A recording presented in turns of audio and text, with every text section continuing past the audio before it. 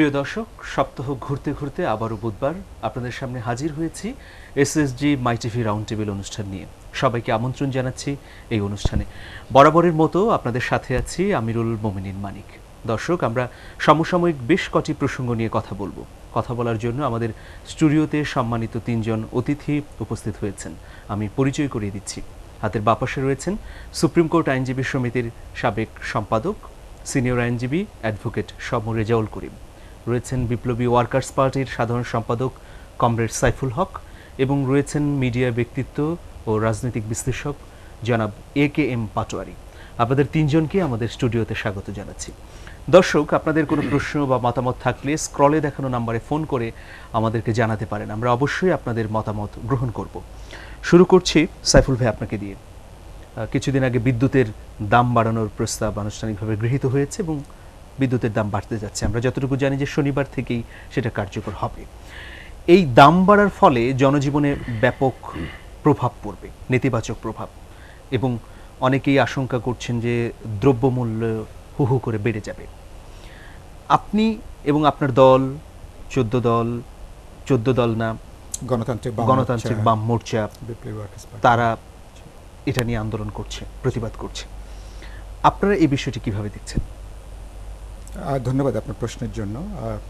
আপনি জানেন যে আমাদের বিআরসি খুবই আকস্মিকভাবে তারা কয়েকদিন আগে একটা সংবাদ সম্মেলন করে তারা বিদ্যুৎ এবং গ্যাসের দাম তারা বৃদ্ধি করবার একটা সিদ্ধান্ত তারা এটা জানিয়েছেন।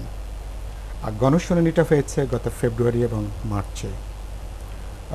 তো তারপরে আপনি জানেন যে গত কয়েক মাস পার হয়েছে, বিভিন্ন সময় উদ্যোগ ছিল, তৎপরতা ছিল এগুলোর দাম বৃদ্ধি করার ব্যাপারে, কিন্তু গণশুনানি যখন হয়েছে তখন ভোক্তাদের বিভিন্ন অংশ কেউ একজনও কোনো মতামত দেননি যে বাংলাদেশের বর্তমান বাস্তবতায় বা দ্রব্যমূল্যের যে লাগামহীন ঊর্ধ্বগতি, স্বল্প আয়ের সাধারণ মানুষের জীবনের যে সংকট, এরকম একটা অবস্থাতে বিদ্যুৎ বা জ্বালানির মতো নিত্য প্রয়োজনীয় জিনিসের আবার এখানে মূল্য বৃদ্ধি প্রয়োজন, কেউ কোনো মতামত দেননি।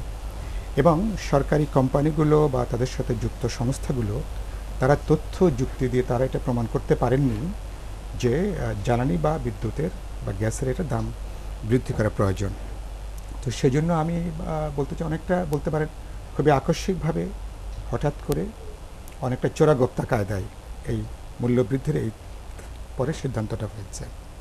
এমন একটা সময়ে যখন আপনি জানেন যে আন্তর্জাতিক বাজারে ব্যারেল প্রতি তেলের দাম এখন $40, তো যেখানে গত কমাস ধরে আমরা দাবি করছিলাম, মানুষের বিভিন্ন অংশ থেকে দাবি করছিল যে আন্তর্জাতিক বাজারে যেখানে জ্বালানি তেলের দাম 1/3 প্রায় কমে এসছে, সুতরাং সেটা বিবেচনা করে আমাদের এখানে বিদ্যুৎ বা জ্বালানি তেল সহ এই সংক্রান্ত বিষয়গুলোর দাম এখানে অনেক বেশি কমিয়ে আনা উচিত। পার্শ্ববর্তী দেশ ভারত, তারা কিন্তু ইতিমধ্যেই, ভারত সহ আরও কয়েকটা দেশ, তারা কিন্তু এই জ্বালানি তেলের মূল্য হ্রাসের ব্যাপারটা বিবেচনায় রেখে তারা কিন্তু এইসব পণ্যের তারা কিন্তু মূল্য তারা সমন্বয় করেছেন, অনেকখানি তারা কমিয়ে তারা নিয়ে আসছেন।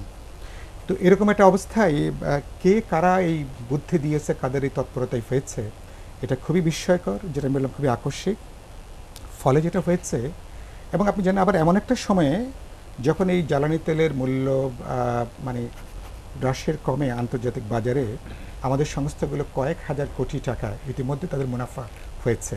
সুতরাং তার কিছু সুফল যারা ভোক্তা সাধারণ মানুষ তাদের কিন্তু পাওয়ার কথা, সেটা না পেয়ে উল্টো, এবং যেখানে অর্থমন্ত্রীকে বারবার করে বলা হচ্ছিল যে আপনি বিদ্যুৎ সহ জ্বালানি তেলের মূল্য হ্রাসের ব্যাপারে আপনি কোনো সিদ্ধান্ত গ্রহণ করবেন কিনা, বা সরকার কার্যকর কোনো উদ্যোগ গ্রহণ করবে কিনা। তো যে সরকার বলা হচ্ছে গরিব বান্ধব সরকার, সুতরাং সে সরকারের তো দায়িত্ব ছিল, উচিত ছিল জনগণের প্রতি যাদের দরদ আছে সংবেদনশীল হিসাবে এটাকে মূল্য কমিয়ে আনার জন্য। তো ফলে এটা খুবই একটা অন্যায় কাজ, খুবই আমলাতান্ত্রিকভাবে অনেকটা জোর করে এরকম একটা সিদ্ধান্ত আজকে জনগণের উপরে ইতিমধ্যে চাপিয়ে দেওয়া হয়েছে। ফলে যেটা হয়েছে, আপনি জানেন যে ইতিমধ্যে পরিবহনের ভাড়া ইতিমধ্যে এটা বৃদ্ধি হয়েছে। আনুষ্ঠানিকভাবে এটা এখনও সরকার থেকে এটার মূল্য বা ভাড়াটা পুনর্নির্ধারণ না করা হলেও এটা নিয়ে ইতিমধ্যেই সমস্যা ইতিমধ্যেই দেখা দিয়েছে। যারা আমাদের ঢাকা শহর সহ বিভিন্ন জেলার জানেন যে লক্ষ লক্ষ মানুষ ভাড়া থাকেন, ফলে তাদের জীবনে, স্বল্প আয়ের সাধারণ মানুষের জীবনে এটা কিন্তু অত্যন্ত খুবই একটা বিরূপ প্রতিক্রিয়া ইতিমধ্যে দেখা দিয়েছে। এমনকি যারা উদ্যোক্তা শ্রেণী, যারা আমাদের ব্যবসায়ী আছেন, ফলে এখানে কিন্তু যারা উদ্যোক্তা, যারা এখানে দেখতে চান যে জ্বালানি সহ বিদ্যুতের দামটা কমবে, তারা একটু রাষ্ট্রীয় বা সরকারি তারা একটু প্রণোদনা পাবেন, তারাও কিন্তু আজকে একটা তাদেরকে কিন্তু নতুন একটা সংকটের মধ্যে ইতিমধ্যে তাদেরকে এখন নিক্ষিপ্ত। কিন্তু আপনি যেটা বলছেন যে আশ্চর্যজনকভাবে হঠাৎ করে বাড়ানো হয়েছে, কিন্তু কর্তৃপক্ষের কাছ থেকে আমরা শুনেছি যেটা বিইআরসি যেটা বলেছে যে বিগত সময়ের ঘাটতি এবং বৃহত্তর উদ্দেশ্যে তারা এটা বাড়িয়েছে, যাতে আগামীর দিনগুলো আরও ভালোভাবে বিদ্যুৎ সরবরাহ নির্বিঘ্ন করা যায়। না, সেটা তো আপনি এখানে জানেন যে আমরা বলেছি যে সরকারি উদ্যোগে বৃহৎ বিদ্যুৎ প্ল্যান্ট করা, যেখানে আমরা মনে করি একটা দায়িত্বশীল সরকারি কর্তব্য, সেখানে এরকম উদ্যোগে না যেয়ে তারা যেভাবে মানে কুইক রেন্টাল প্ল্যানগুলো তারা করে, যেখানে 28 থেকে 30,000 কোটি টাকা যেখানে সরকারকে ভর্তুকি দিতে হয়েছে, এখন সেই ভর্তুকির টাকাটা এখন এটাকে সমন্বয় করবার জন্য আপনি সাধারণ মানুষের পকেট কেটে আপনি টাকাটা নেবেন, এটা কোনোভাবে এটা গ্রহণযোগ্য না। সাইফুল ভাই, আপনার কাছে আবার আসবো। রেজা ভাই, এই কুইক রেন্টালের ঘাটতি পূরণের জন্য কি এই বিদ্যুতের দাম বৃদ্ধি, সাইফুল ভাই যে অভিযোগটা করলেন, আপনার কাছে কি কারণ আরো কারণ আছে? দেখুন, বাস্তবতা হচ্ছে সাইফুল ভাই একটা ক্লাসিক্যাল পলিটিক্যাল অর্গানাইজেশনের নেতা। তাদের দৃষ্টিকোণ থেকে সাধারণ মানুষের জন্য, তারপর সরকার ব্যবস্থায় যারা আছেন তাদের যে দল, তাদের দলের ধরন, এই সবগুলোকে ওনারা ওদের বিবেচনার দৃষ্টিকোণ থেকে ওনারা দেখেন। আমি নিজে এই সব বিষয়ে বিশেষজ্ঞ না, একজন নাগরিক হিসাবে যেটা বুঝি সেটা হলো কিছু কিছু বাস্তবতাকে আমি বিশ্বাস করি। সেই বাস্তবতা হলো, একটা সময় বলা হতো বিদ্যুৎ এসেছিল, দীর্ঘ সময় লোডশেডিং থাকতো, আর বিদ্যুৎ এসেছিল, জনজীবন ভয়াবহ বিপর্যস্ত হয়ে যেত। লোডশেডিং এমন হতো যে রমজানের সময় সেহেরি খাওয়া বা ইফতারির সময়ও বিদ্যুৎ পাওয়া যেত না, কোনো কোনো সময় হসপিটালে বিদ্যুৎ থাকতো না। এই যে তো বিদ্যুৎটা এখন মানুষের জন্য এত বেশি অত্যাবশ্যকীয় একটি বিষয় যে বিদ্যুতের প্রয়োজনটা একেবারে ঘর থেকে শুরু করে বাইরে সর্বত্র প্রয়োজনীয়, সেই জায়গায় বিদ্যুতের অনাকাঙ্ক্ষিত যে অবস্থাটা ছিল, সেই জায়গার থেকে উত্তরণের জন্য কিভাবে দ্রুত মানুষের কাছে বিদ্যুতের সেবা পৌঁছে দেওয়া যায়, এই জন্য কিন্তু কুইক রেন্টাল ব্যবস্থা করা হয়েছে।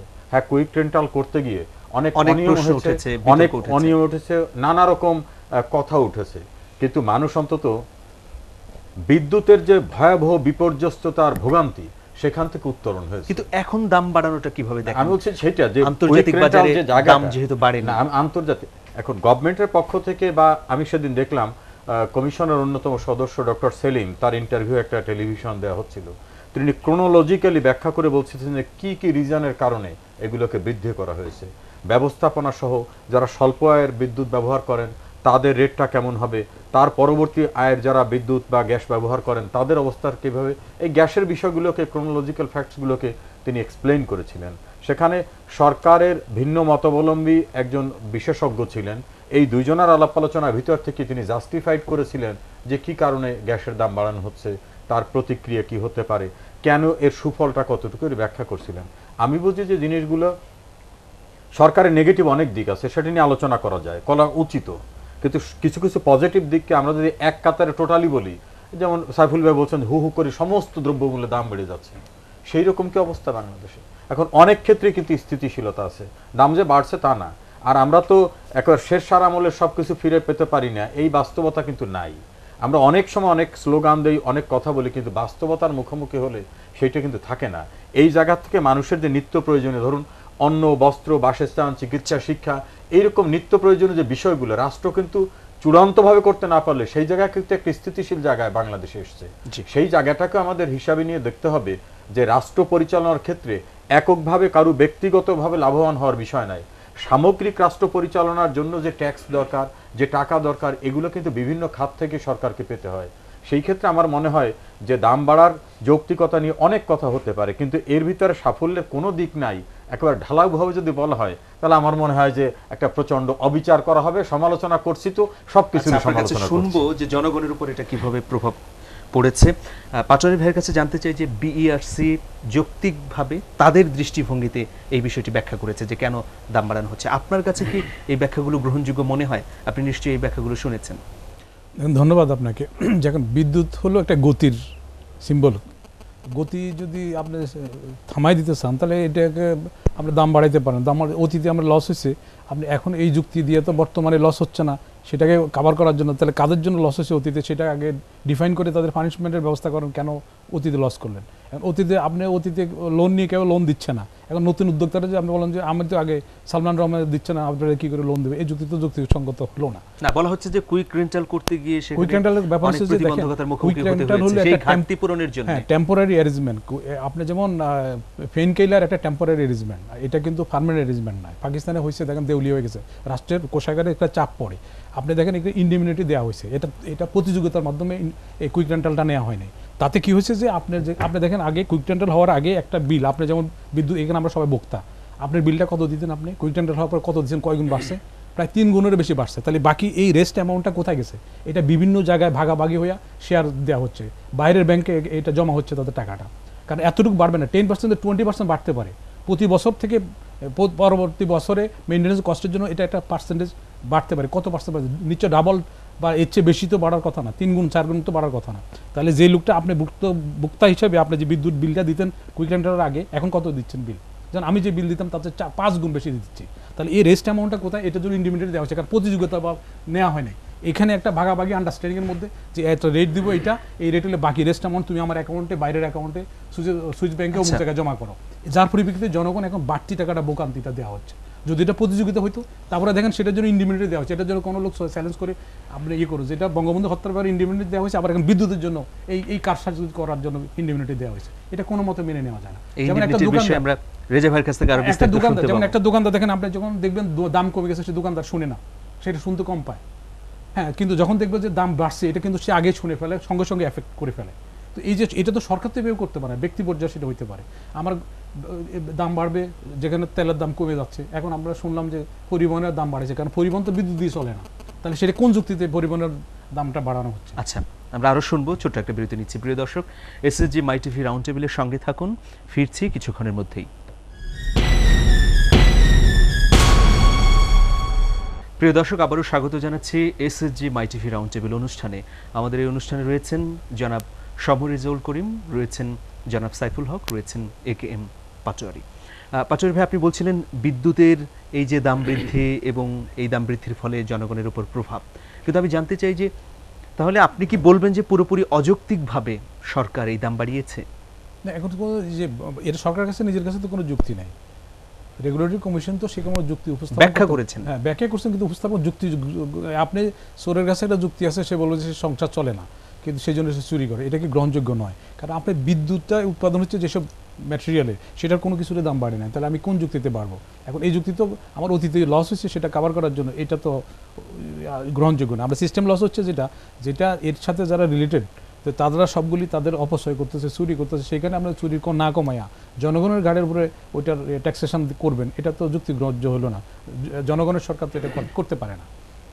আর যেটা রেজলভে যেটা বললেন যে আমরা আগে বিদ্যুৎ ছিল না, এটা সত্য কথা, বিদ্যুতের কিছুটা আমাদের যে এখন বিদ্যুতের সেই ক্রাইসিসটা নাই, কিন্তু এখন আপনি দেখেন আপনার সংসারের সচ্ছলতা আনার জন্য আপনি আরেকজনের ঘরে ডাকাতি করে সচ্ছলতা আনবেন, এটা তো গ্রহণযোগ্য না। মানে কার ঘরে ডাকাতি করেছে? তো জনগণের ঘরে না, আপনি যে বিদ্যুতের যে টাকাটা হচ্ছে, আপনি বিদ্যুৎ দিয়ে যদি আপনার বাড়ি বিক্রি করতে হয়, তাহলে আপনি সেই বিদ্যুৎ হারিকেন নিয়ে ব্যবহার করবেন, কারণ আপনি অ্যাফোর্ড করতে পারবেন কিনা, আপনার অ্যাফোর্ড করার সেই ক্ষমতা আছে কিনা সেটাকেও বিবেচনা আনতে হবে জনগণের সরকারকে।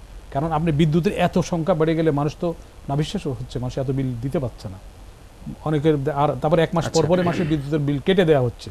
হ্যাঁ, সেখানেও সরকারের তো এইসব খবর হয়তো সরকারের কাছে নাই, একটা নোটিশ ছাড়া একটা ডিসকানেক্ট করতে পারে না। আমার কাছে আমার পরিচিত লোক বলছে আমার 1 মাসের জন্য তাও ডিউ টাইমের আগে আমাকে বিদ্যুৎ ডিসকানেক্ট করে দিচ্ছে।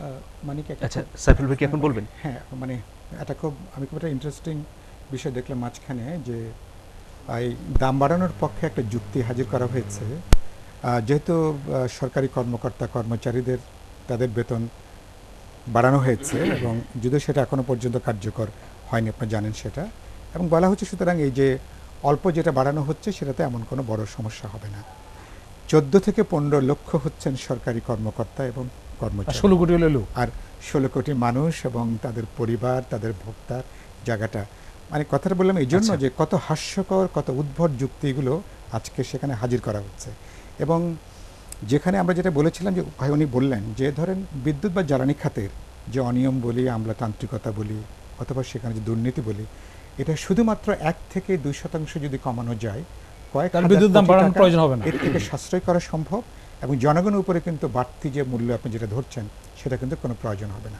আমি মনে করি সরকারের যদি খুব দৃঢ় রাজনৈতিক সদিচ্ছা কাজ করে, সংশ্লিষ্ট বিভাগগুলোর যদি দায়িত্বশীলতার মধ্যে যদি আনানো যায়, মানুষের উপরে নতুন নতুন দুর্ভোগ না চাপিয়েও কিন্তু আজকে বরঞ্চ দামটা আরও কমানোর একেবারে পরিপূর্ণ একটা সুযোগ একটা এখন ফোন সরকারের আছে, সামনে আছে। ফোন নিয়ে নিচ্ছি। প্রিয় দর্শক, নাম বলে প্রশ্ন করুন। হ্যাঁ, আসসালামু আলাইকুম ওয়ালাইকুম আসসালাম। ভাই, আপনাদের এই যে মাই টিভির আমি প্রোগ্রাম দেখতেছি। জি, প্রশ্ন করুন। হ্যাঁ, এই যে আপনারা বিদ্যুৎ নিয়ে আলোচনা করতেছেন, আসলে কি সরকার কি মাথা খারাপ হয়েছে? না, আপনার প্রশ্নটা কি? সাধারণ কৃষকের ধানের মূল্য হইল 400-500 টাকা, সারের দাম বেশি, এখন যদি আবার বিদ্যুতের দাম বাড়ায় দেয়, এই সাধারণ কৃষক কিভাবে বিদ্যুতের বিলটা দেবে? আচ্ছা, এটা কি সম্ভব? ধন্যবাদ আপনাকে। রেজাউল করিম ভাই, আমরা জানি যে এটা যদিও পুরনো বিষয় যে কুইক রেন্টালের সঙ্গে যারা যুক্ত আছেন তাদের বিচারের বিষয়ে বা বিষয়টা পুনর্বিবেচনা বা বিষয়টা সামনে আনার বিষয়ে একটা ইন্ডিমনিটি দেওয়া আছে। বঙ্গবন্ধু হত্যা মামলার ক্ষেত্রেও কিন্তু এই ইন্ডিমনিটি ছিল, পরে বাতিল করা হয়েছে, যে কারণে বিচারটা সম্পন্ন হয়েছে। এই ইন্ডিমনিটির বিষয়টা যদি আপনি ক্লিয়ার করতেন। দেখুন, বাস্তবতা হচ্ছে আমাদের দেশের সর্বোচ্চ আইন সংবিধান। সংবিধানে কোনো বেআইনি বিষয়কে বৈধতা দেওয়ার কোনো সুযোগ নাই। এই ইন্ডেমনিটি দেখবেন অপারেশন ক্লিন হার্টকে ইন্ডেমনিটি দিয়ে একটা অর্ডিন্যান্স করা হয়েছিল এবং সেটা আইনে পরিণত করা হয়েছিল। বঙ্গবন্ধু হত্যা মামলার বিচার করা যাবে না, ইন্ডেমনিটি অর্ডিন্যান্স করা হয়েছিল। এখনো যেটা আছে যে কুইক রেন্টালের ব্যাপারে যে ইন্ডেমনিটি করা হয়েছে, সেই ক্ষেত্রে কিন্তু কথা বলা হয়েছে যে সরল বিশ্বাসে বা সৎ বিশ্বাসে রাষ্ট্রের স্বার্থে জনগণের স্বার্থে কৃতকর্ম নিয়ে আদালতের প্রশ্ন করা যাবে না। কিন্তু কোনো করাপশন যদি হয় তাহলে কিন্তু ওই ক্ষেত্রে আইনের আশ্রয় নেওয়া যাবে না, এমন কোনো কথাও নাই। দেখবেন লেখা আছে সরকারি কর্মচারী, অন্য আইনে সরকারি কর্মচারী তার দায়িত্ব পালন করতে গিয়ে সৎ বিশ্বাসে কিছু করলে এটা নিয়ে আদালতের মুখোমুখি করা যাবে না। এই নিয়ে আমরা মামলা করতাম কোর্টে। তা কোর্ট বলতো যে আপনি যে সৎ বিশ্বাসে করছেন কি করেন নাই, এইটা তো ট্রায়ালের মধ্যে দিয়ে ডিসাইড হবে। অতএব কথাটা ক্লিয়ার, যত ইন্ডেমনিটি থাকুক না কেন, করাপশন যদি হয় সেই করাপশনের বিচার করার ক্ষেত্রে কোনো বাধা হবে না। হতে পারে কি যে গভর্নমেন্ট এই সময়টা আছে, এই গভর্নমেন্টের সময় হয়তো এইটার সঙ্গে সম্পৃক্ত যারা, তাদের যদি কোনো ত্রুটি বিচ্যুতি দেখা যায়, সে আপাতত ধরাছোঁয়ার বাইরে থাকবেন, কিন্তু চিরদিন তো একজন আর থাকবে না। পরবর্তী যারা থাকবেন definitely they will be dealt in accordance with law. এই জন্য কোনো কিছু কিন্তু চিরন্তন না, আর কোনো অপরাধকে কিন্তু কোনো ইন্ডেমনিটি দিয়ে ঢেকে রাখার কোনো সুযোগ নাই। আর একটা বিষয় প্রাসঙ্গিকভাবে আলোচনা আসছে যে সরকার একটা করতে গিয়ে আরেকজনের বাড়ি ডাকাতি করবে কিনা, অন্য কিছু করবে কিনা, কর্মচারী কতজন, তাদের বেতন দিয়ে সাধারণ মানুষের উপর আসবে কিনা। সিম্পল একটা বিষয় এখানে আমার মনে হয়, যেটা তাদের মতামতের প্রতি রেসপেক্ট রেখে বলছি, সরকার তো বায়বীয়ভাবে পরিচালিত হতে পারবে না। সরকারকে মঙ্গল গ্রহ থেকে কোনো সাহায্য আসবে না।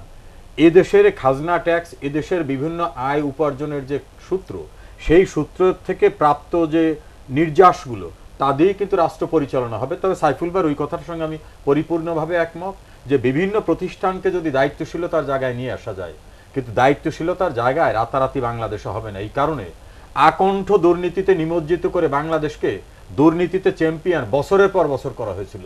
সেই জায়গা থেকে উত্তরণ হতে কিন্তু একটু সময় লাগবে। তবে রাষ্ট্রের অনেক প্রতিষ্ঠানকে আরো বেশি শক্তভাবে দায়িত্বশীলতার জায়গায় অ্যাকাউন্টেবল করতে হবে।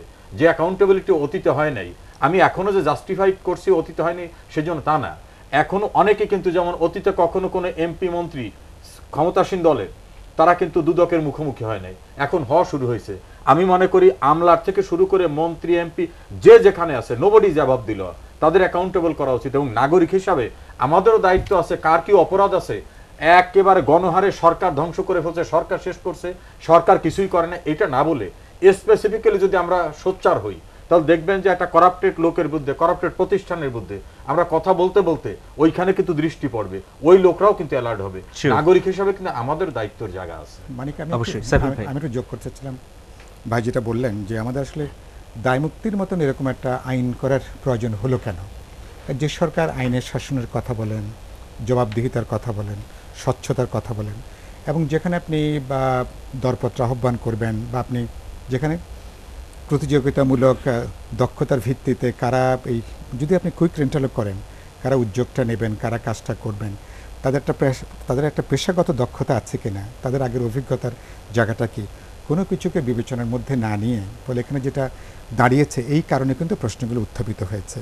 এমন কিছু সংস্থা, এমন কিছু কোম্পানি এবং যাদেরকে মানুষের একটা সাধারণ ধারণা হচ্ছে যারা সরকারের সাথে যুক্ত কোনো না কোনোভাবেই, তাদের সাথে সম্পর্কিত কিছু ব্যক্তি, কিছু পরিবার, কিছু ব্যবসায়ী গোষ্ঠী যাদের এই বিদ্যুতের ব্যাপারে যথেষ্ট পরিমাণ পেশাগত কোনো অভিজ্ঞতা বা কোনো দক্ষতা নেই, এই কারণের জন্য প্রশ্নগুলো মানে উত্থাপিত হয়েছে। কিন্তু আপনারা যে সেজন্য প্রশ্ন সরকারের করছেন পক্ষে এই অনেক এটার স্বচ্ছ- বিষয়ে কি সুনির্দিষ্টভাবে আমি কোনো বলছি- তথ্য আছে? আমি বলছি অনেক আপনি স্বচ্ছ- বলেন ব্যক্তি, আমি গোষ্ঠী। বলছি না মানে হয়তো আপনাদের এখানে সময় হবে না, কিন্তু বলছি যে এটা নিয়ে সরকারের পক্ষে স্বচ্ছতা, জবাবদিহিতা রেখেই মানে পুরোপূর্ণ মানুষকে আপনি জানিয়েই একটা প্রতিযোগিতামূলক জায়গা থেকে কিন্তু সমস্ত দরপরতা আহ্বান করে পুরো ব্যাপারটা করা সাইফুল ভাই, আমি আপনাকে একটু সাপ্লিমেন্ট করি। করাটা সম্ভব ছিল। কেন আপনি আমি আপনাকে একটু সাপ্লিমেন্ট করি। 28 থেকে 30,000 কোটি টাকা কেন টাকা আপনার এই প্রসঙ্গে একটু কেন সাপ্লিমেন্ট করে ভর্তুকি দেওয়া আপনাকে লাগবে? বাংলাদেশের প্রেক্ষাপটে আমি যদি সমস্ত তত্ত্ব কথাটাকে একটা পার্টে রেখে বলি, বাংলাদেশের সোশিও ইকোনমিক্যাল রাষ্ট্রীয় স্ট্রাকচার, আমলাতান্ত্রিক ব্যবস্থা কি, আমরা আপনি যে রাজনীতি করেন, যে দৃষ্টিকোণ থেকে রাজনীতি করেন, রিয়েলিটি হলো আওয়ামী লীগ বিএনপি রাজনীতির জায়গাটা সেই রকম স্ট্রাকচার কি বাংলাদেশে এসে গেছে? সবকিছু স্বচ্ছতা রাতারাতি করা সম্ভব? মাননীয় প্রধানমন্ত্রী শেখ হাসিনা এককভাবে কি কিছু করবেন? তিনি হয় সাইফুল হককে দায়িত্ব দিবেন যে আপনি মন্ত্রী, না হলে পাটোয়ারিকে দায়িত্ব দিবেন আপনি মন্ত্রী, বা আমাকে দিতে পারে।